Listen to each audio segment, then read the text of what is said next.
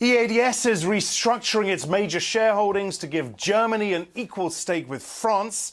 Earlier, I spoke to Airbus CEO Fabrice Bregier. I asked him whether government meddling was just something he had to live with. Not as an Airbus CEO, I can tell you.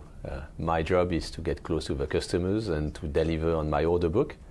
Then at EADS level, there are discussions regarding change and improvement of the current governance. Yes, but hopefully they will come up with a decision very soon, but it doesn't affect at all my operations. Do you find it frustrating, though, this striving for a perfect French-German balance? Is it really the way to run a firm? I think we need to keep in mind that EADS is not limited to Airbus. Airbus was based on a French-German balance at the beginning and then extended to an international group, but it's also about defense business, and so that the governments have a say is, I think, something which makes sense.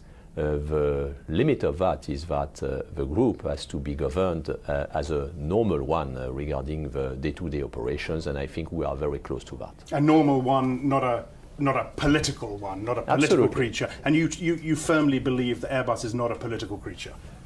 I'm sure of it, because we have restructured the group, and since 2007 we have integrated it. So now we are talking about one integrated Airbus, and this is why we are successful, and this is why we have recruited 9,000 people in 2011 and 2012 in Europe and everywhere.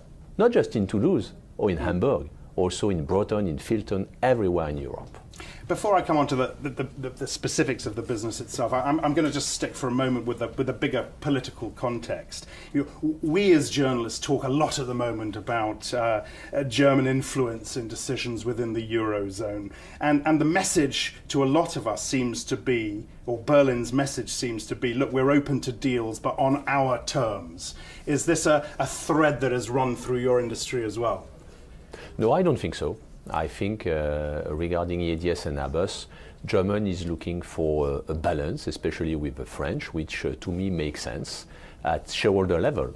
Then it's up to Airbus and EADS to manage the group, and our competitors are not European, they are very aggressive, and this is my priority, is to remain leading in this business despite the new competitors being very aggressive.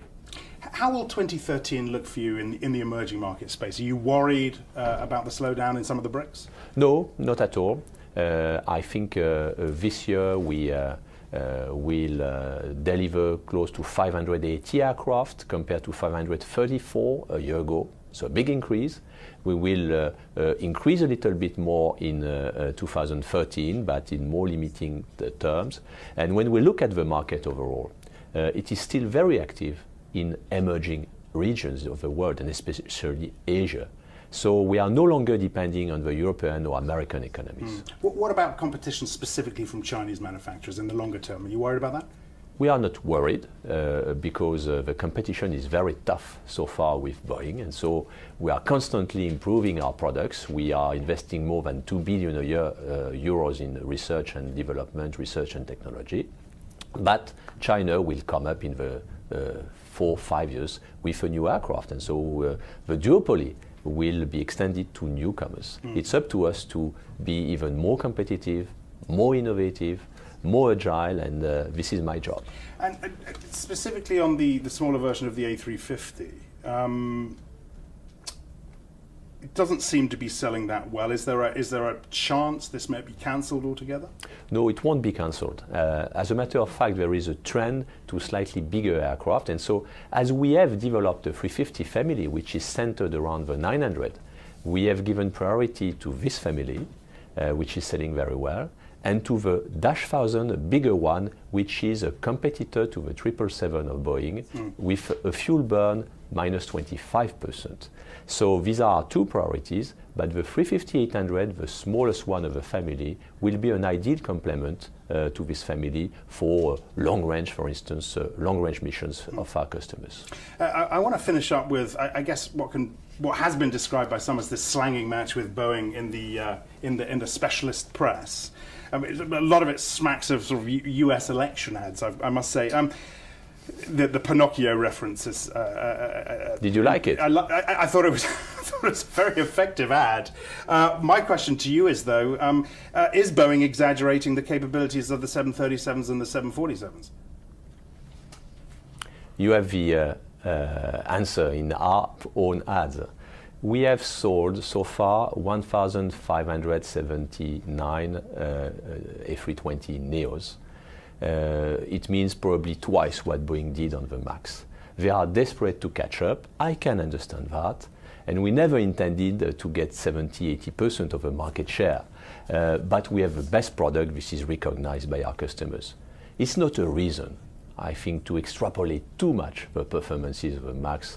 If I take the 747-8, the passengers version is outdated. It's not sold.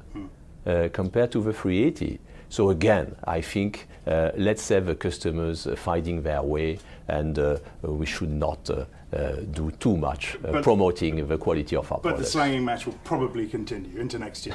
Yes, probably. Okay, Fabrice, many thanks for talking with me today. It was a pleasure. Thank you very much.